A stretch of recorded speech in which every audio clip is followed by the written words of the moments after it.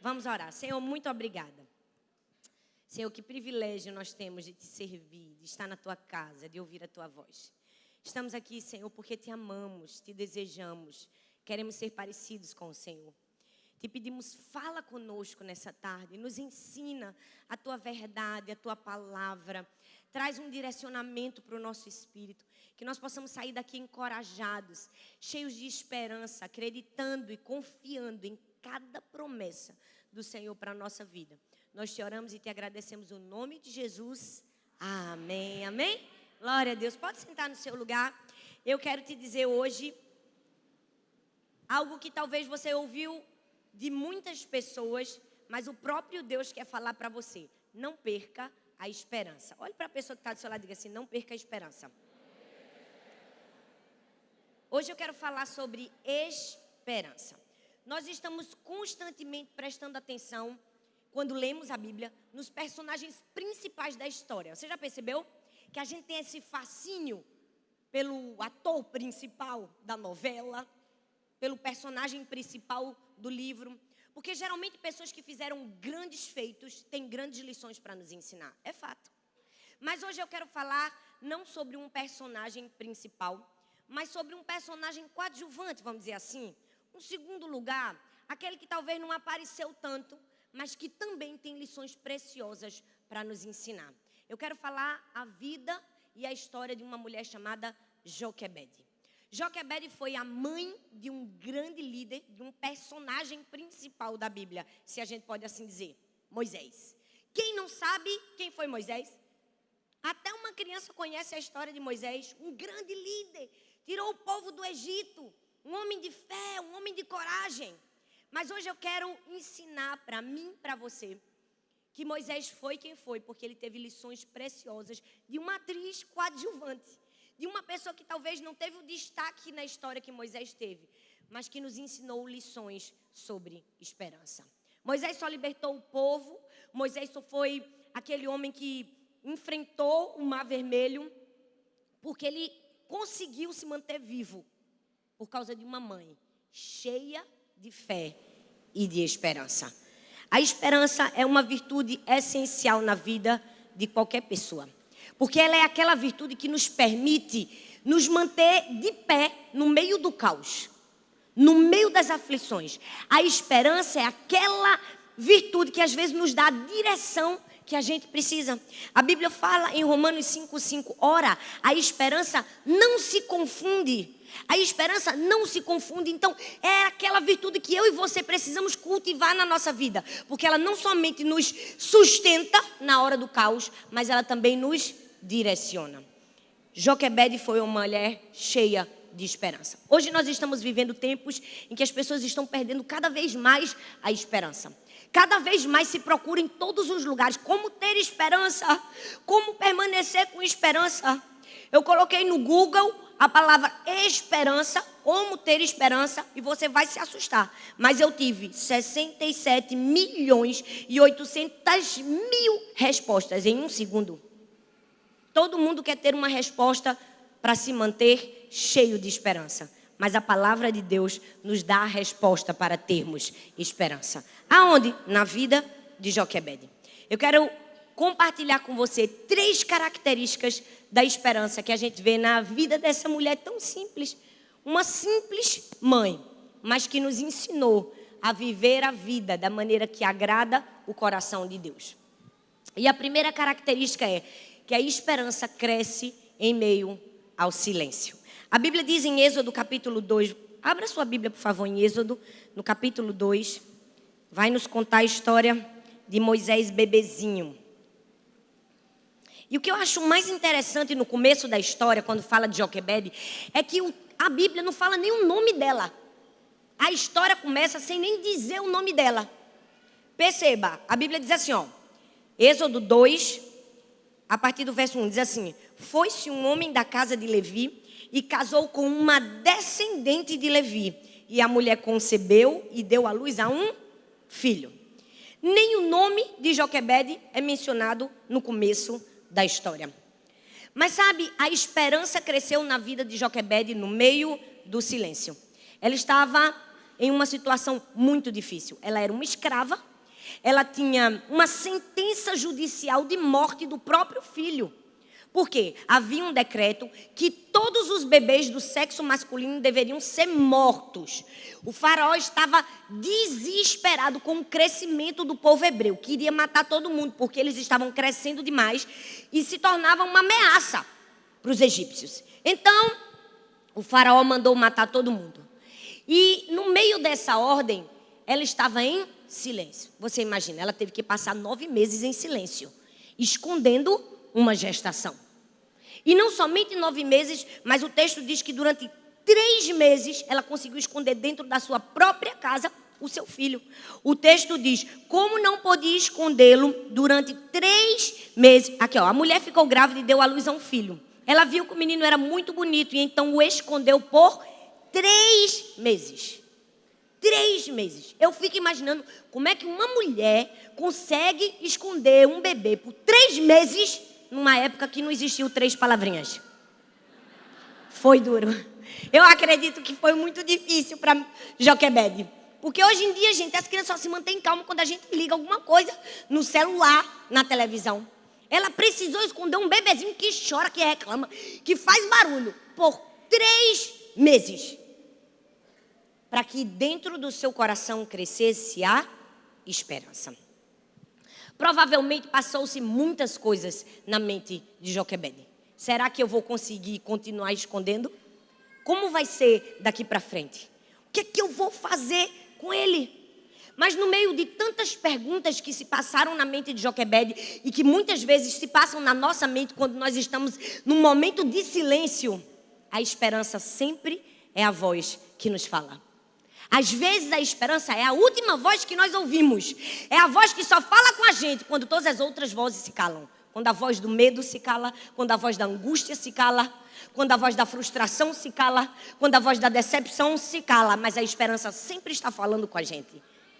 Nós precisamos fazer calar todas as outras vozes e no meio do silêncio ouvir a voz da esperança. Joquebede foi aquela mulher que permitiu que crescesse no seu coração não somente a esperança, mas a certeza de que Deus estava cuidando da sua vida no meio do caos.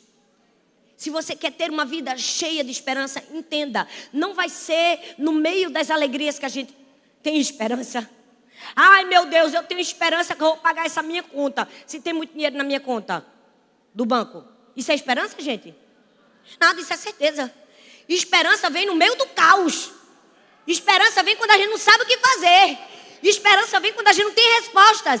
É nesses momentos que nós precisamos cultivar a esperança. É nos momentos em que todas as outras vozes se calam na nossa vida para ouvirmos a voz da esperança. Grandes atletas, eles sofrem muito tempo em silêncio. E quando eles estão no mais alto grau de exaustão, a voz da esperança fala, eles buscam a última força que falta e vencem e ganham o pódio. Esses dias eu estava conversando com um amigo, jogador de futebol, que o mundo conhece, Rivaldo. E ele começou a contar as histórias dele, do quanto ele sofria, às vezes, calado, porque não podia dizer. Uma dor no joelho, uma dor no pé, porque ele precisava se manter no jogo. E aí ele precisava buscar no último grau a força e a esperança. Vai dar certo, eu vou fechar o jogo e vou vencer. É assim que acontece. Quando todas as outras vozes se calam, a voz da esperança fala com a gente. Grandes empresários, empreendedores, que são milionários hoje, precisaram sofrer muito tempo no silêncio. Sofrer frustrações, derrotas no silêncio. Para então ouvir a voz da esperança, continuar e chegar nos lugares altos que eles sonhavam. Grandes líderes, grandes homens e mulheres de Deus. Você pode olhar para eles hoje e dizer, uau, olha só o que Deus está fazendo na vida deles. Mas foram muitos anos de silêncio. Muitos anos sem respostas. Muitos anos em que grandes homens e mulheres de Deus precisaram conviver com um aparente não de Deus. Para fazer brotar a voz da esperança e acreditar que em um momento o jogo ia virar. E aí quando o jogo vira, todo mundo acha que a pessoa teve esperança o tempo todo. Acha que teve sim o tempo todo, mas na verdade foi muito tempo de silêncio. Joquebede permitiu que junto com Moisés crescesse também em seu coração a esperança. Você precisa permitir que junto com qualquer aflição que você esteja enfrentando na vida, e qualquer silêncio que você possa receber, cresça em seu coração a esperança.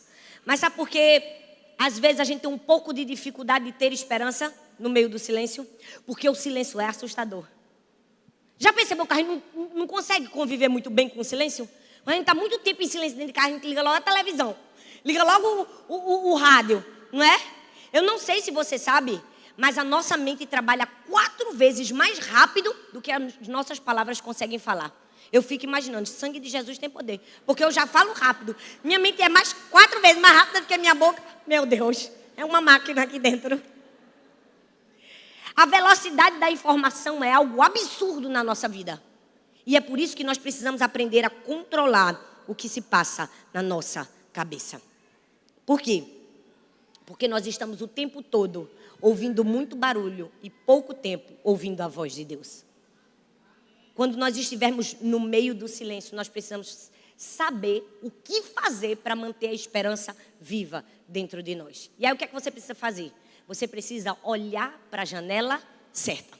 Eu vi a história de uma menininha que tinha um cachorrinho e ela brincava e amava, era seu companheiro de aventuras. De repente aquele cachorro morreu.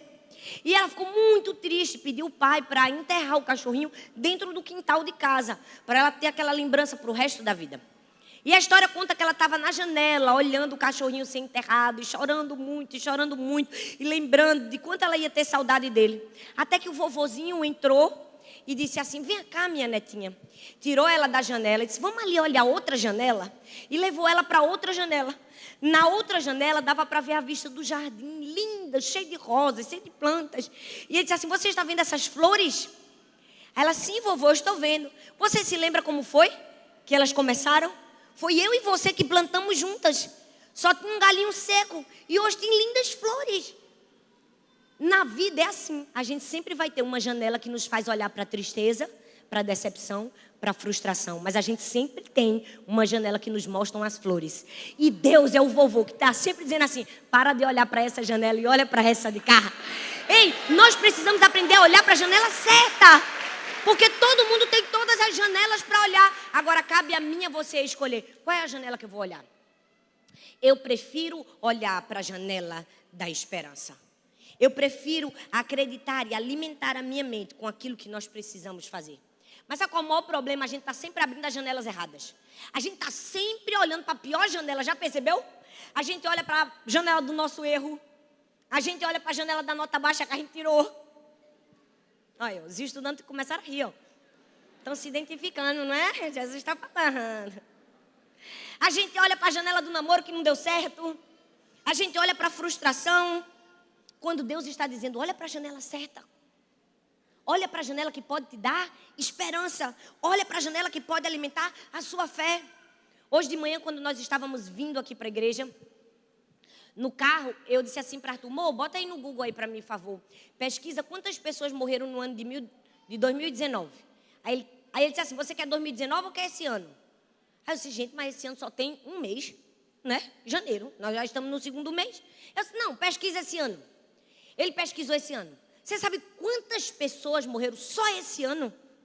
6 milhões de pessoas. Só no mês de janeiro. Eu disse: pesquisa hoje. Ele disse: até agora, só hoje, 63 mil pessoas morreram. Aí talvez você possa me perguntar: pastora, para que a senhora está dando dados tão cadavélicos como esse? Porque você não está nessa estatística. Porque você está vivo.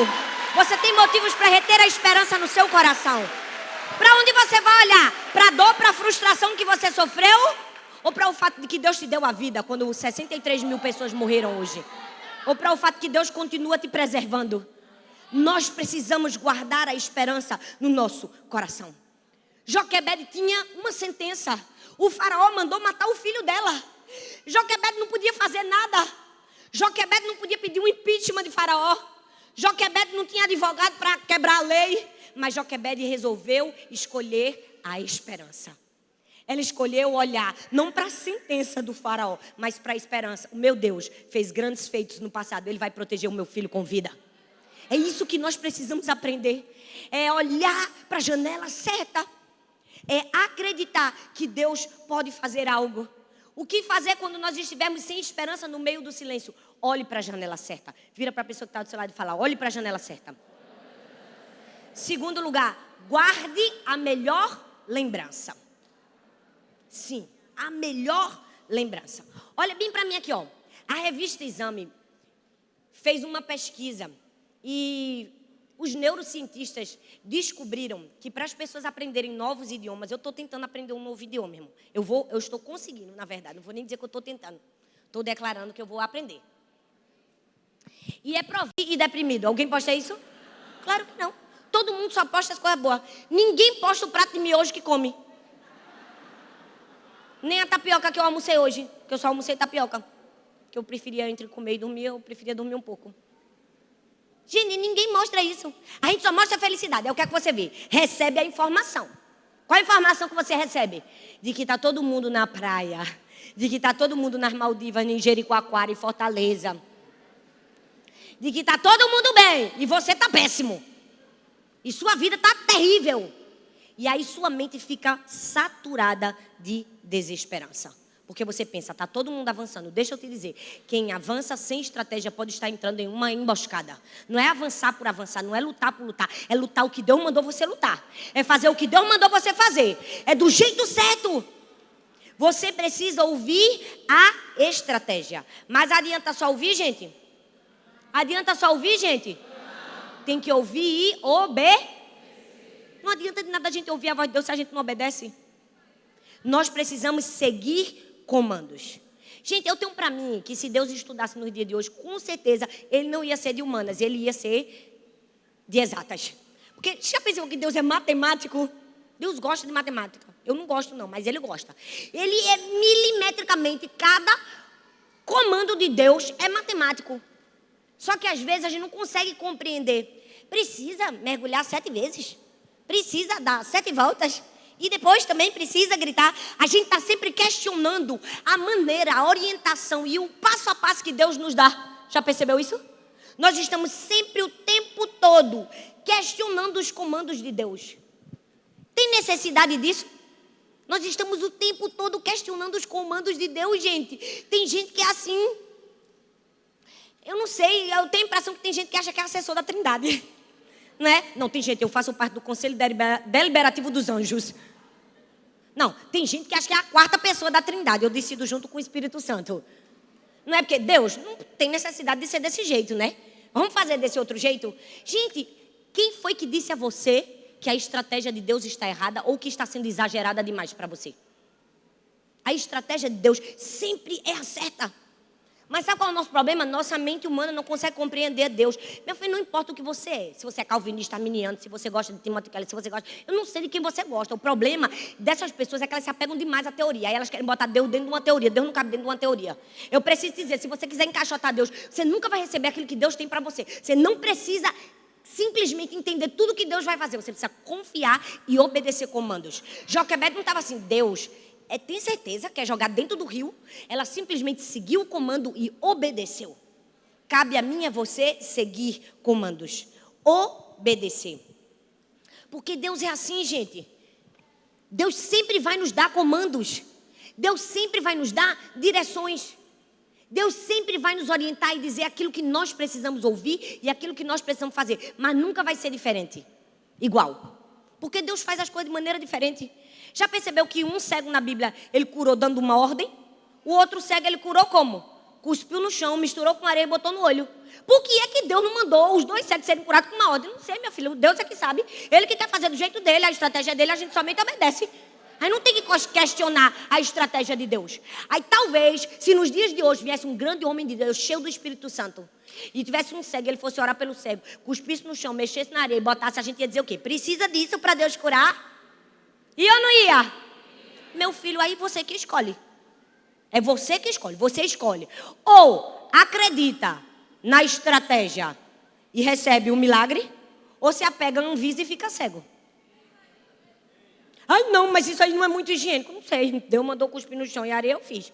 Meu filho, se Deus mandar você plantar bananeira, plante. Eu não quero saber, se Deus mandou fazer, eu vou fazer. Porque você precisa escolher um milagre. Você precisa escolher ouvir a estratégia. Joquebede fez do mesmo jeitinho que Deus mandou fazer. Por quê? Porque a esperança ouve a estratégia. E em último lugar, a esperança confia no roteiro de Deus. Sim, confiança no roteiro de Deus. Êxodo capítulo 2, versículo 6, diz assim: A princesa abriu a cesta e viu um bebê chorando.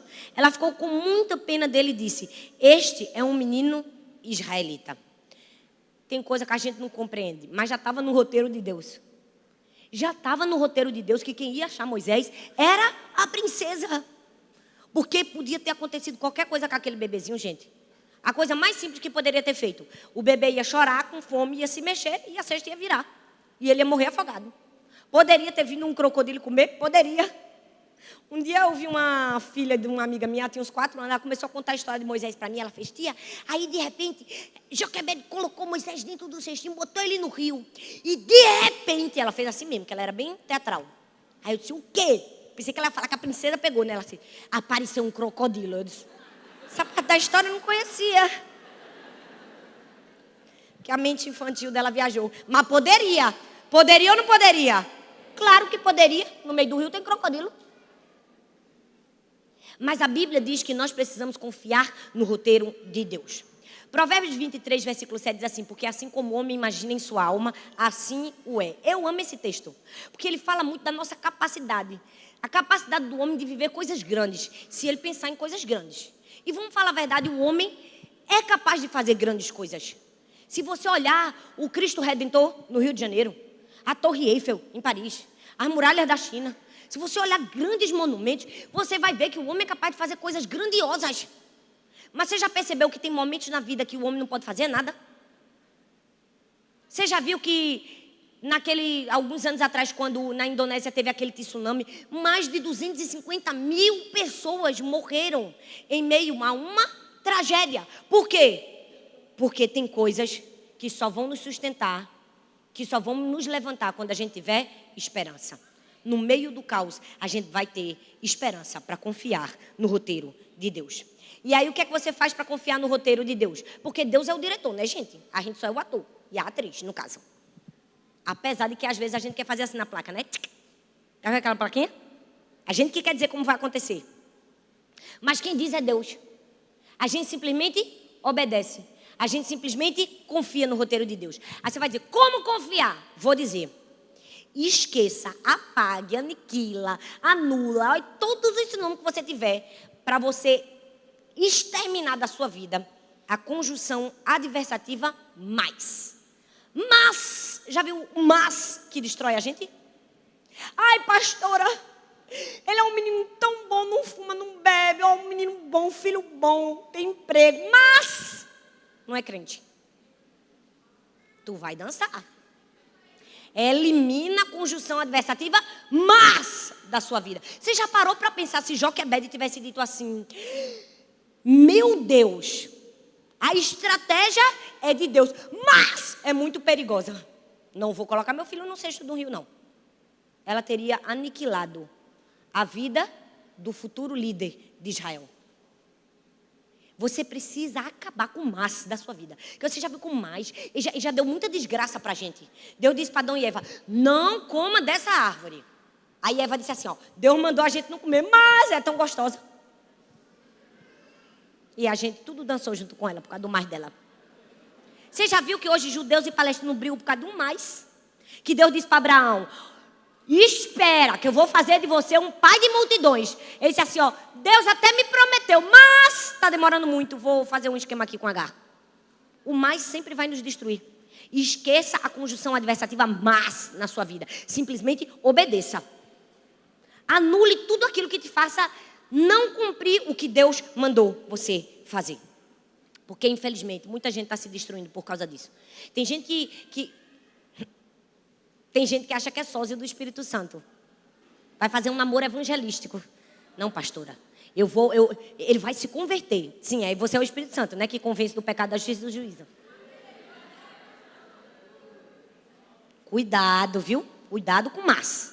Se Joquebede tivesse botado o mas, eu acho muito arriscado fazer desse jeito de Deus, ela teria dançado.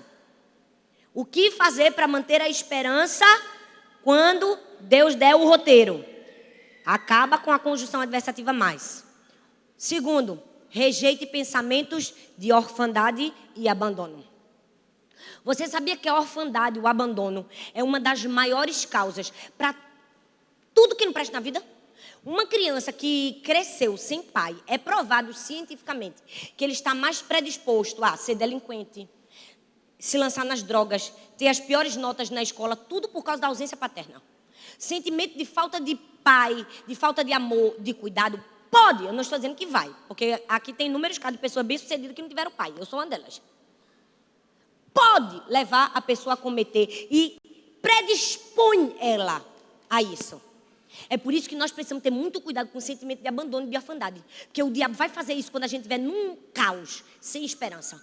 Olha bem para mim, você já percebeu que Joquebede poderia ter se alimentado sua alma com sentimentos de orfandade? Ela poderia ter dito, meu Deus, mas os filhos dos egípcios estão tudo vivos, só os filhos da gente que está morrendo, cadê Deus? Deus nos abandonou. Por que é que Deus está deixando morrer todos os filhos do seu povo e deixando ficar vivos os filhos dos egípcios? Ela poderia ter aceitado pensamentos de orfandade. Eu preciso te dizer, quando você não souber o que fazer, quando você estiver no meio do caos, quando você estiver sem esperança, não aceite sentimentos de orfandade. Deus está com você, não importa a circunstância. Ele disse, de maneira alguma te deixarei, nunca, jamais te abandonarei. Deus fala 3 vezes para mim, para você ter certeza, é de maneira alguma, nunca, jamais. Eu nunca vou deixar você sozinho, mesmo que você não compreenda, mesmo que você não entenda, e mesmo que você não escute, nem sinta, Deus está do seu lado. Deus nunca vai nos abandonar. Tenho certeza que o diabo tentou semear abandono e orfandade no coração de Joquebede. Mas o que foi que Joquebede fez? Ela manteve a convicção da sua filiação e abraçou a esperança. É isso que eu e você precisamos fazer. Abraçar a esperança. E no fim, o que é que nós precisamos para terminar e concluir e viver uma vida cheia de esperança? Crer mais do que todo mundo. Fala assim, eu preciso ser a pessoa de maior fé na minha casa. Não, gente, vocês estão muito desesperançados. Que povo sem esperança. Vamos falar com vontade? Diga assim, eu preciso ter uma fé absurda. Fala, eu preciso ter uma fé excepcional. Ninguém tem esperança, eu tenho esperança. Ninguém acredita, eu acredito. Porque você é filho de Deus. Se você não agir desse jeito, você está indo contra o seu pai. Você precisa ser cheio de esperança. Ninguém acredita, eu acredito. Deus vai fazer. Eu vi a história num livro do pastor Craig Groeschel, chamado O Cristão Ateu, que ele conta a história de um pastor, um dono de um bar, uma briga. Junto à igreja tinha um bar. E, gente, às vezes atrapalha, né? Os bebos toma, grita, aquela coisa. Aí o pastor disse assim, vamos levantar uma campanha de oração para esse bar fechar. Os irmãos da igreja começaram a orar para o bar fechar, e o bar fechou. O dono descobriu que o pastor tinha feito a campanha de oração. Botou a igreja na justiça. Chegou diante do juiz, o juiz disse assim, eu quero saber aqui quem está a verdade. É verdade que a sua oração fechou o bar? Aí o pastor, não foi a oração que fechou o bar, não. Aí o dono do bar, foi sim, foi a oração dos crentes que fechou meu bar. E o pastor, não foi não. Aí o juiz, peraí, eu estou diante de um pastor que não tem fé e de um dono de bar que tem. Às vezes a gente está assim na vida, o ímpio tem mais fé do que a gente. Nós somos filhos de Deus e é o ímpio que está tendo mais fé do que a gente. Não pode ser assim não, filho. Não pode ser assim não. Nós precisamos ser a pessoa mais cheia de esperança. Quando ninguém acreditar, eu acredito. Quando ninguém enxergar, eu enxergo. Quando ninguém fizer, eu faço. Você precisa acreditar mais do que todo mundo. Gente, eu fico imaginando Moisés. Chegou um momento na vida de Moisés que ele enfrentou o Mar Vermelho. Só uma pessoa cheia de fé ia acreditar que ele não somente ia passar no meio do mar, como ia levar aquele povo todinho junto. Com quem foi que ele aprendeu? Com a mãe, que acreditou que botando um bebezinho dentro de um cesto, no meio do rio, também ia sobreviver. Você entende? Moisés foi um homem cheio de fé, porque teve uma mãe cheia de fé. Eu fico imaginando Moisés no meio do rio, aquele povo todo atrás. Se ele tivesse um conselheiro, fosse eu a conselheira, e agora o que é que eu faço? Eu ia dizer, rapaz, contrata Noé e faz uma arca, porque para passar aqui vai ter que ter uma arca para botar esse povo. Ou então, liga para o cemitério e pede um pacote de nação, porque vai morrer todo mundo. Tem lógica, gente? Passar no meio da água e sobreviver? Tem. A lógica é Jesus, a fé e a esperança. É isso que você precisa fazer. Crer mais do que todo mundo. Você pode ficar em pé no seu lugar?